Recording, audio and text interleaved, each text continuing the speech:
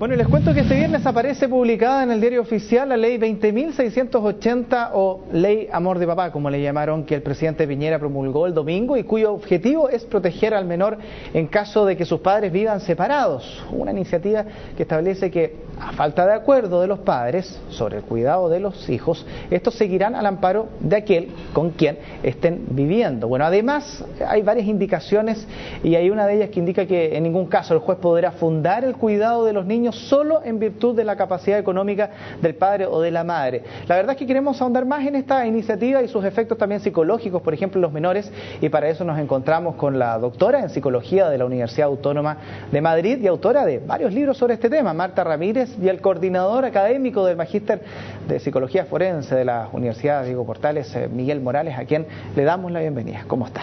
Hola, ¿qué tal? A ver, se promulgó esta ley muy esperada para muchos, pero ¿cómo se debe tomar esto por parte de los papás que viven separados para no afectar justamente al menor?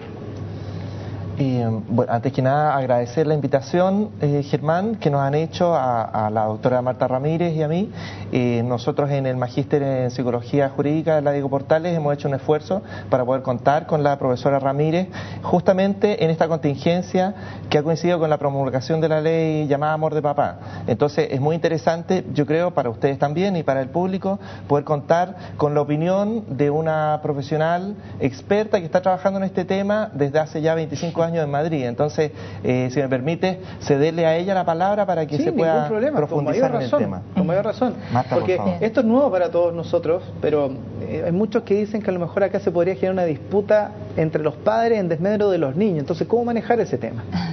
Bien, bueno, la verdad es que la ley en una primera lectura sí que requeriría más profundidad, pero yo diría que distingue bien dos aspectos, ¿no? De mejora del equilibrio, ¿no? De la presencia de las dos figuras parentales, ¿no? Para que ninguna de ellas tenga una predominancia, una exclusividad en ningún aspecto del ejercicio parental, y esto bienvenido sea, ¿no? Todo lo que se legisle en este sentido, pues siempre redundará en el derecho a la dualidad de vínculos y tal de los menores, ¿no?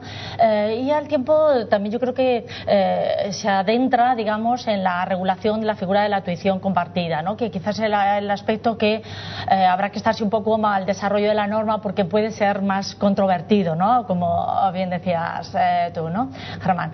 En el sentido de que efectivamente cuando la tuición compartida es el resultado de un trabajo de la pareja, ¿no? Por ver cómo mejor gestionar el futuro, ¿no? De la familia y del cuidado de sus hijos después de su ruptura, estupendo, ¿no? El problema es cuando no hay acuerdo y depende de qué tratamiento se le dé a esta figura, ¿no? Si llega a ser absolutamente impuesta bajo cualquier circunstancia, establecido como un estándar sin más, ¿no? Sin atención a las peculiaridades del caso, lejos de servir a lo mejor al bienestar de los hijos, puede convertirse en otra arma arrojadiza más. ¿Y qué elementos a nivel internacional que usted tenga experiencia pueden servir como para aprendizajes a nosotros aquí en Chile?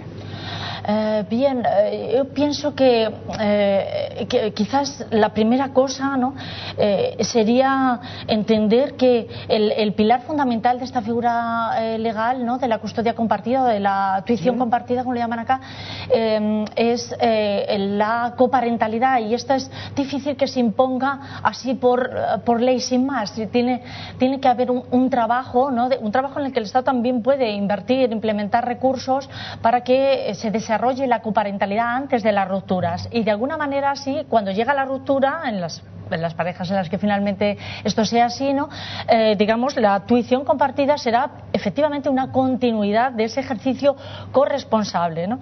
No tiene demasiado sentido una imposición de una fórmula como si fuera la idónea o la ideal para todas las familias, haya sido cual haya sido, digamos, su organización previa a la ruptura, ¿no? Entonces, todo lo que se pueda invertir en promover la igualdad de responsabilidad durante la convivencia familiar, en la atención de los hijos, ¿no?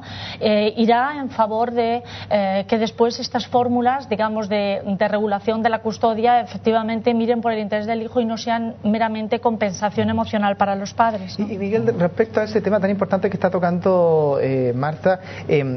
Todavía nosotros, ¿qué nos falta para poder completar esos eslabones que quizás son importantes para poder llevar esta ley bien aterrizada y sea un aporte finalmente para la familia? Sí, es muy interesante. Estábamos conversando previamente con Marta ese tema.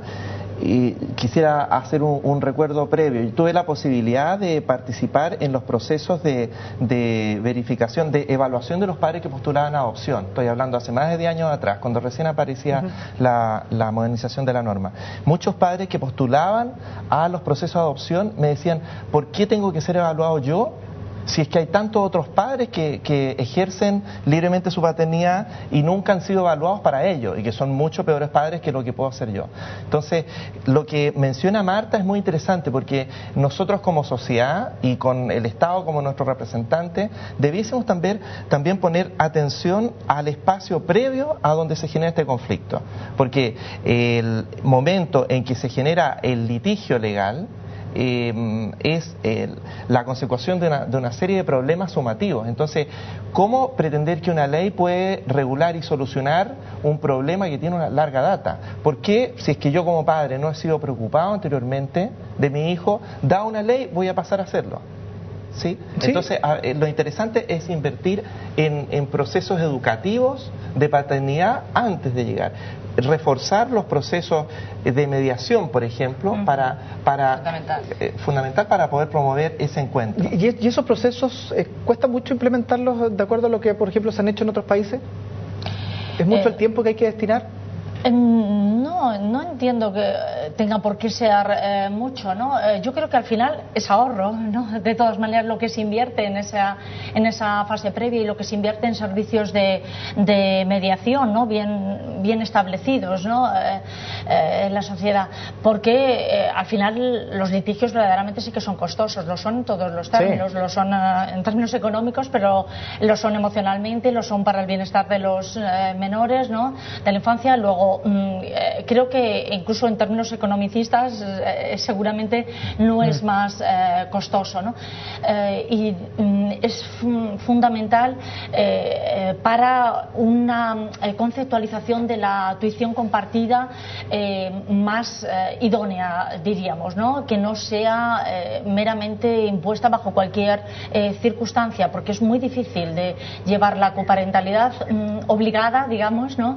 Es muy compleja de llevar adelante, ¿no? Claro, y hay que cuidar ahí la integridad del niño, que es lo que más importa. Bueno, la televisión, claro, el tiempo es más corto, pero quiero agradecer haber estado junto a nosotros. Por último, para abordar un poco este tema, y va a haber quizás otras ocasiones para seguir conversando. Muchas gracias. Claro, sí, gracias a ustedes. Que esté muy bien.